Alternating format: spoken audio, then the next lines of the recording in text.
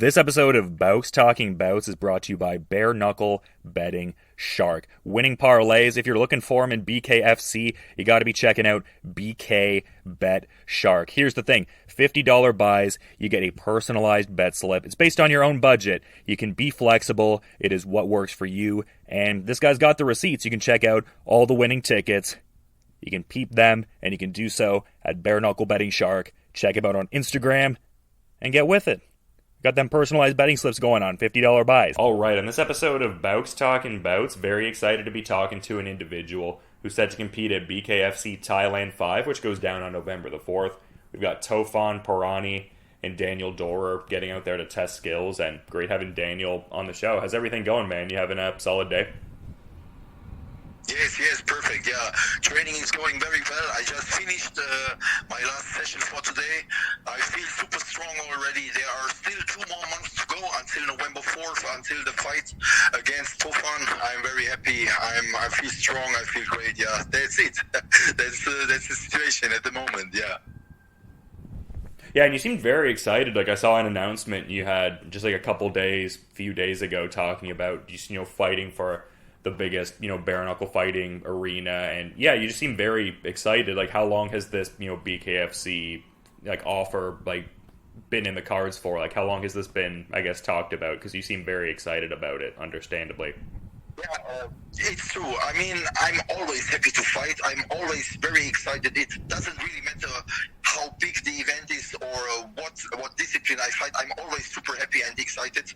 This is correct. So Nick Chapman, the promoter of BKFC, he asked me already last year that he wants me on his show, but it just did not happen because I had some other fights, and then BKFC had also this little break in Thailand, and then this fight against Pirani now is in the making or in the discussion together with Chapman, maybe since we can say maybe 5 or 6 weeks.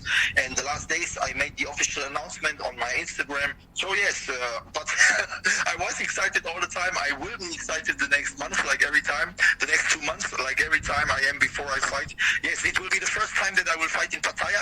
I fought many times in Bangkok, many times on the Southern Islands. Pattaya for the first time. So yeah, super excited. Yeah, you can feel this very correct. That's true. Yeah. Yeah, but you also, put it very well there. You seem very excited, regardless of the combat sport and everything like that. Like, I saw some late August Muay Thai action on your Instagram there, getting the victory in Thailand there. You were talking about how your opponent had the iron skull. Yes, yeah, so I just love fighting. It's very true, yeah. I just love fighting, and like I said, I competed, I think, in almost every discipline. I fought in MMA, boxing, kickboxing, Muay Thai, K1 kickboxing, everything. My last fight was just a very simple and easy boxing match in the south of Phuket against the local champion. It was a boxing match. To me, this was a little warm-up match for this year. To throw away the ring rust a little bit. My last fight was an MMA fight before this fight in December last year in Bangkok, and now last month this little boxing match. But I'm always happy to fight. It really doesn't matter which discipline. Yeah, and 2 more months to go now. Yeah, so I'm very excited. This will be my first bare knuckle fight. The first one at BKFC, and yes, let's see what will happen. Yeah, against this heavy man Pirani is also like me. He's a big boy, tough man. He has a lot of experience. I'm super excited and happy to fight. Yeah, and you touched on a very interesting thing there. I mean, I feel like we're on the same wavelength. Just the fact that this is, your debut, and I mean, you're definitely an experienced guy in mixed martial arts, and obviously multi-time world champion in kickboxing and K1. So, how does the preparations for this bare knuckle fight differ, if at all? Is there certain unique things you're doing for this camp that maybe you wouldn't have been doing, say, preparing for, kickboxing? Obviously, yeah. Yeah, interesting question. Yeah, so it's true. Yes, I have a lot of experience in every discipline. That's very true. But so has my opponent too. He fought also in Muay Thai, in kickboxing. He's also a former world champion. So he really knows how to fight. So this is very, very interesting. It just will be an interesting match. I really doubt that it will go over the full rounds rounds over the full time. The fight is scheduled for 5 rounds. This fight will not last 5 rounds, 100%. Yeah, maybe with this result or with that result, I don't know. Everything can happen in bare knuckle fighting. Yeah, how my preparation? Yeah, I mean, we always train everything. I always train everything because if everything goes right, right after the fight against Pirani, my plan is to have another MMA fight in the same month, in November again, on Phuket again, but I always only plan from fight to fight. So this, first now, the BKFC fight, and then let's see what happens. But my preparation, for sure, now at the moment, is more boxing-based. That's very clear. I mean, I have strong fists. I have really iron fists. This is not a problem. So I feel comfortable in fighting without gloves. In MMA, for example, or I also fought Muay Thai with small gloves, so this is okay for me. I fought bare knuckle before. I know how this feels. I have strong fists. I feel strong. My bones are strong.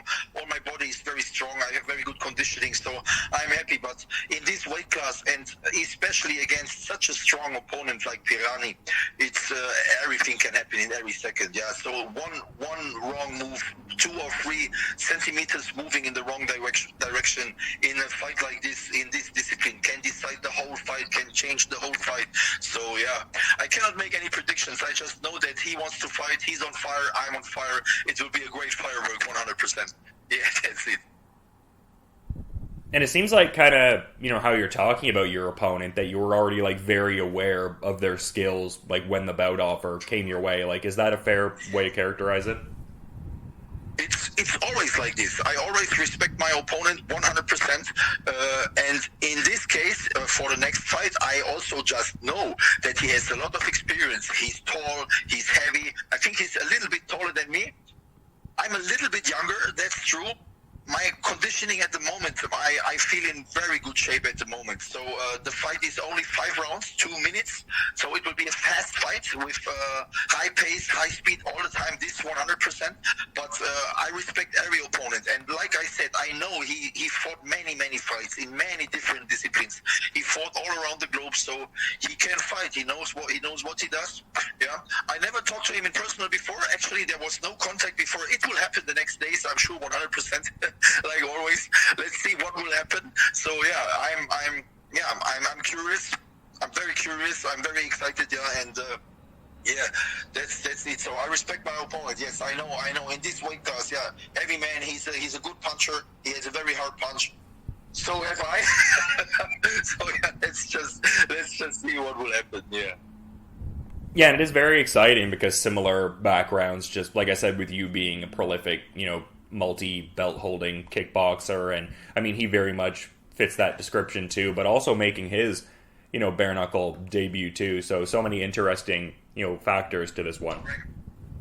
Correct, yes. And also Pirani, he also was world champion, so it's true. Yeah, we both don't have too much experience in fighting bare knuckle boxing, but our background is, you really can compare it. Same size, same weight, also a little bit similar style. We fought, both of us, everywhere, international, in many different kickboxing councils, for example.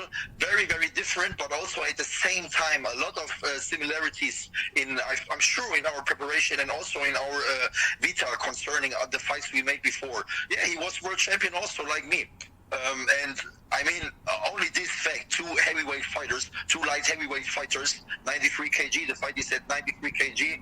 Both of us were world champion. Now we meet in the bare knuckle FC fight without gloves, with bare knuckle fists against each other. I mean, this is just action 100%. Yeah, I'm really happy to fight now. Yeah, it definitely comes across, man, and you were kind of giving the insights into talking to Nick Chapman just in terms of getting this specific fight lined up. But I'm curious, like, when the idea of wanting to fight in bare knuckle boxing just even initially like got on your radar as more of like an idea, because it seems like you've wanted to do this for a bit. Yes, yeah, absolutely, 100%. Yeah. That's yeah. I mean, in fights like this, like I said, you never can predict anything, yeah, because everything can happen in any second. But yes, I'm also super excited. I have a strong team here on Phuket, yeah, and here at Southside MMA in the south of Phuket in Rabai. I have the best preparation. My team is 1,000% 100% behind me. Yeah, I have a good corner. I have the best corner on earth. So I'm happy to go to Pattaya in 2 months. Yes. Yeah, and it seems like at least, I mean, per your Instagram bio, you're coaching over at Southside MMA Thailand. Is that where you're, mainly working? And I guess, like, who are because you mentioned the training partners, like, who would you say are, like, the main, I guess, training partners / like, sparring partners, I guess? Yeah, this is true. So actually, I have a lot of time for my own training. This is correct. Yes, my job on Phuket in our gym at Southside is coach. I teach the kids classes. I help out with the MMA classes, and I teach the strength and conditioning a little bit. And I have different functions as a coach here at Southside.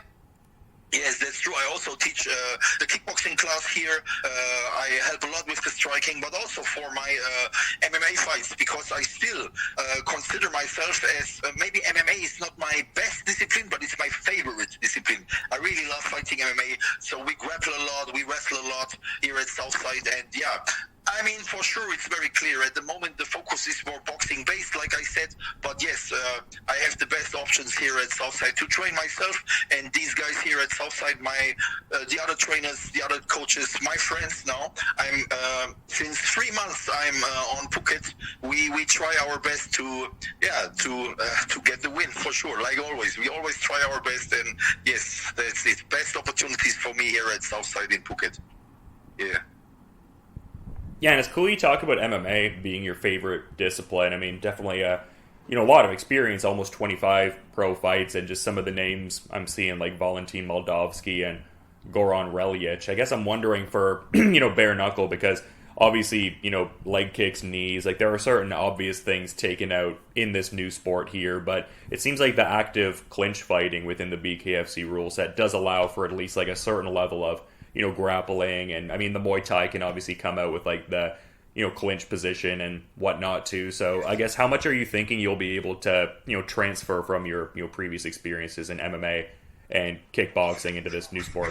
Very interesting question. Not easy to answer, but it's true. Yeah, like you said, you understand this very correct. MMA is my favorite discipline. I love fighting MMA, but I think it's not my best discipline. My best discipline is still boxing, kickboxing, and some of the striking, only pure striking disciplines.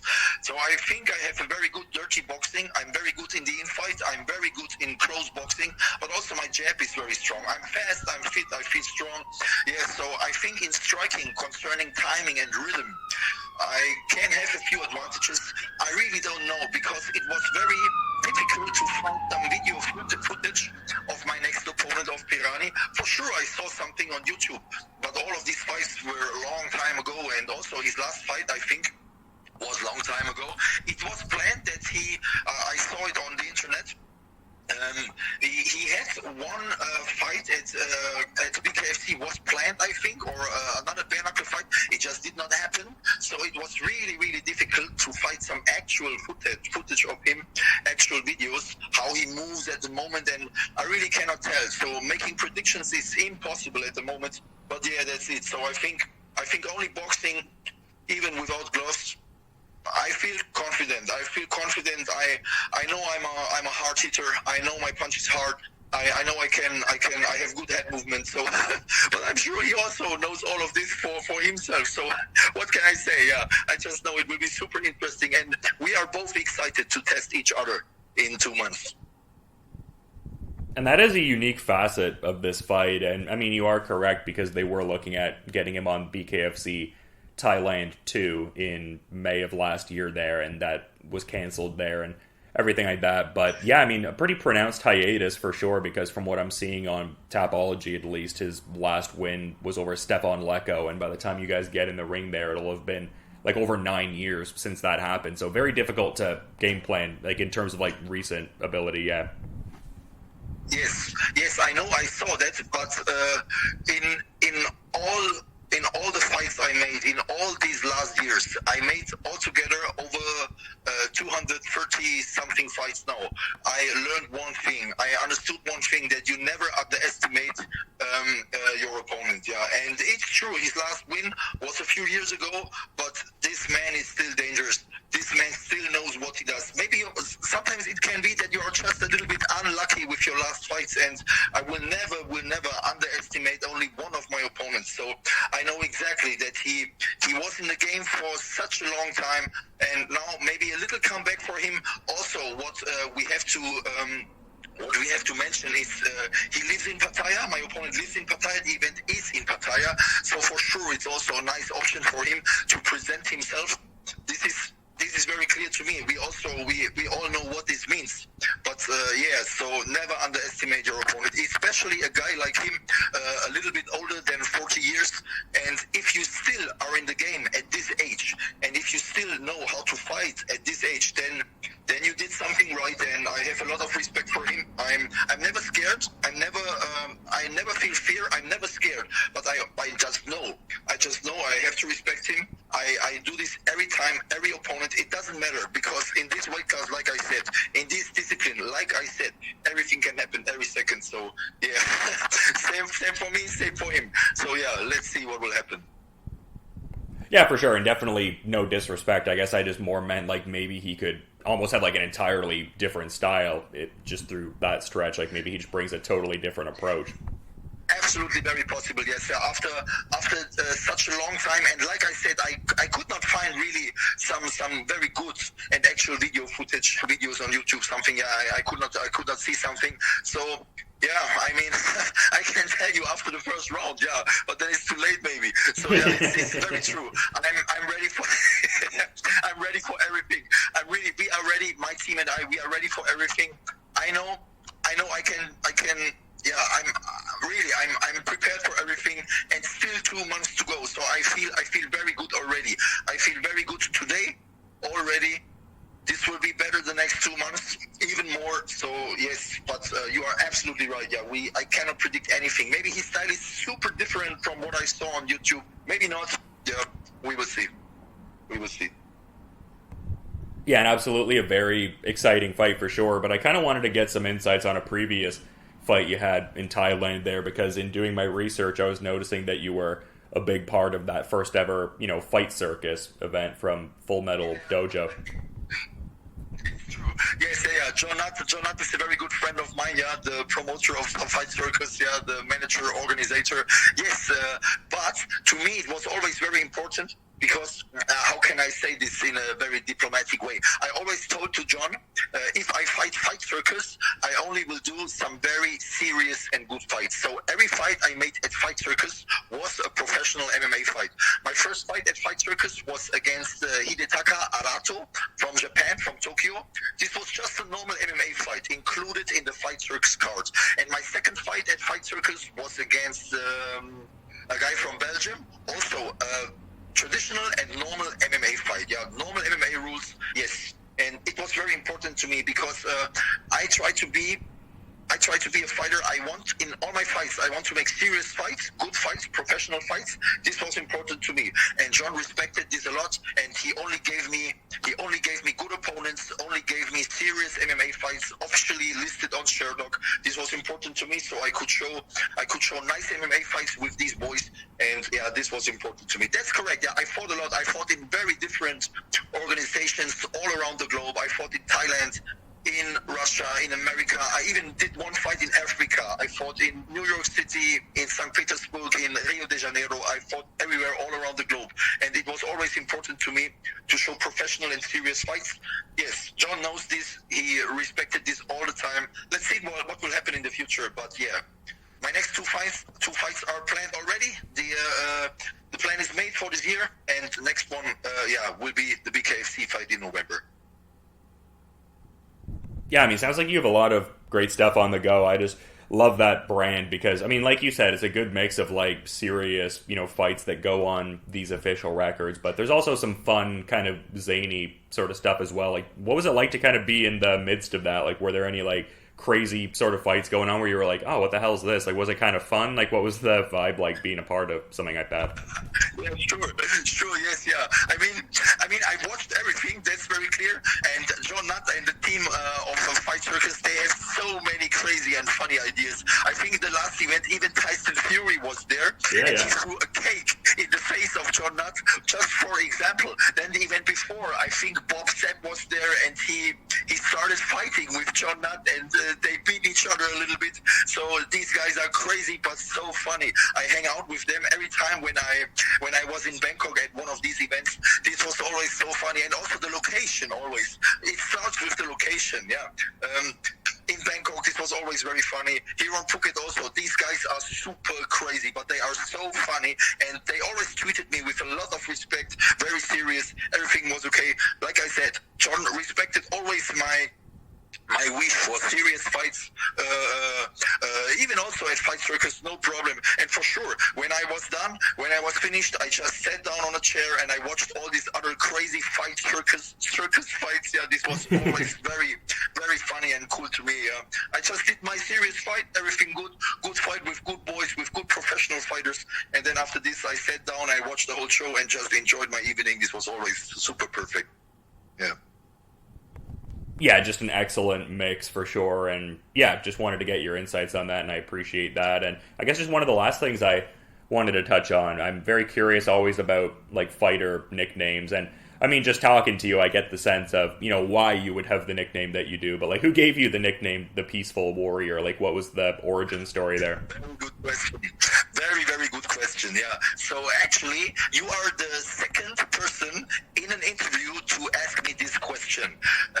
It's a very good question. So actually, there is this man in California. His name is Dan Millman, and he wrote a lot of very, very good books. One of his books is The Way of the Peaceful Warrior. I read this book for the first time in 2008, back home in the train from university back to the house of my parents. And I started reading this book, and then I realized, wow, this book about this guy in this book, this is almost the story of my life. So I continued reading. And in the end, in this book, the story is just about a young man searching for the sense of life, what is important in life, what makes you happy, what is very, very and really important in life. So yeah, the book is called The Way of the Peaceful Warrior from Dan Millman. And in this book, there are so many similarities to my life. And then I started talking about this book. I told it to my friends, and I said, "Yeah, you have to read this book. You have to read this book. Oh, look at this. I have an example for your actual life situation at the moment, because in this book, blah, blah, blah." And I was talking about it a lot. And yeah, I think a very good fighter name, you don't choose the name by yourself. People have to pick this name for you. And after a while, everybody started to call me, yeah, Daniel, you are the Peaceful Warrior. And that's it. This is maybe since 2008, since 2009, people call me like this. I'm actually very happy with this, because I can identify myself a lot with this story and with this book, with the philosophy of this book. It's the book of my life. I read it maybe 10,000 times. I read this book already, and yeah. So if you want to read it, just read it, yeah. But it's super nice book, and actually helped me a lot in my life also. Yeah, I love this book, and this is The Way of the Peaceful Warrior. That's my name. This is the way we live. This is the way we train. Yeah, that's all I can say, yeah. No, that's great. It sounds like I'll have to try to grab a copy of that. 100%, yes. Cool. No, but I do appreciate the insights there. I didn't think it was like derived from a book necessarily, but I love books too. I mean, it can definitely like just transport you to an entirely different place. You get different perspectives. There is also a movie. Actually, the movie is very good. I mean, I always prefer the book, and I'm very happy that I read the book before I was watching the movie. Nick Nolte is one of the main actors in the book. He's a famous actor, and he's really he's the best actor for this role in this book. Yeah, it's maybe one more fun fact, because the main character is also called Danny in the book, so it's my name. This is only one thing, one of these similarities, yeah.